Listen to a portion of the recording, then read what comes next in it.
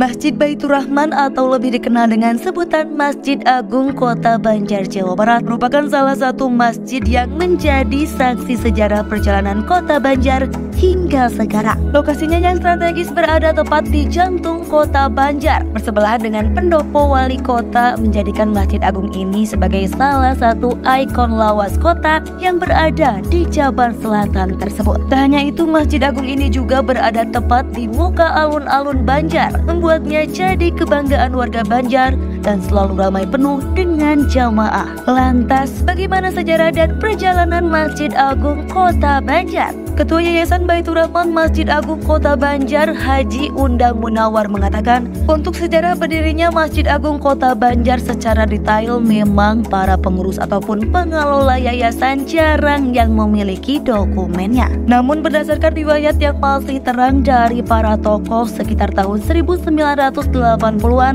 terdapat pembangunan atau rehabilitasi total terhadap masjid tersebut. Pada saat itu kondisi bangunan masjid masih berupa bangunan satu lantai. Posisi gedung dakwah waktu itu bersebelahan dengan masjid. Diketahui saat itu Banjar masih termasuk dalam wilayah Kabupaten Ciamis dengan status kota administratif. Waktu itu kota administratif, wali kotanya Pak Suyadi bersama dengan tokoh masyarakat. Kemudian setelah rehabilitasi total, barulah Masjid Agung Kota Banjar menjadi 2 lantai. Saat itu juga pagar dan halaman masjid dibangun, termasuk juga pembangunan gedung dakwah Islam yang berada di lantai bawah. Setelahnya baru ada menara masjid. Dari masa pembangunan tersebut hingga sekarang ini belum pernah lagi ada pembangunan atau renovasi. Dan sekitar mungkin tahun 85 atau tahun berapa, kemudian itu sudah direnovasi dan seperti bangunan yang sekarang ini menjadi lantai 2 yang gedung dakwahnya di bawah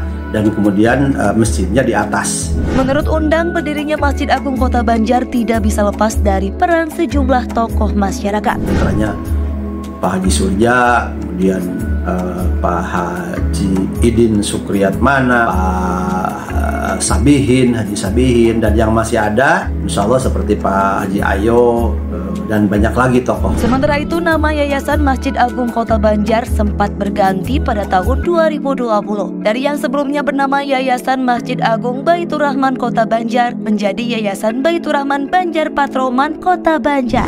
Beberapa waktu yang lalu nama yayasan itu karena harus ada SK Kemenkumham, ya kemudian diturunkan SK Kemenkumhamnya, tetapi namanya menjadi Masjid Baitur Rahman, Yayasan Baitur Rahman Banjar Patroman. Mantan Ketua DKM Masjid Agung Kota Banjar, Haji Supriyana, menuturkan untuk merunut lebih lanjut sejarah awal berdirinya Masjid Agung tersebut memang agak sulit. Namun sekarang yang tak kalah penting dari sejarahnya adalah menjaga dan memakmurkan Masjid Agung yang menjadi kebanggaan masyarakat Kota Banjar tersebut dengan ibadah dan melakukan sesuatu yang bermanfaat. Mukhlisin, Harapan Rakyat, Banjar.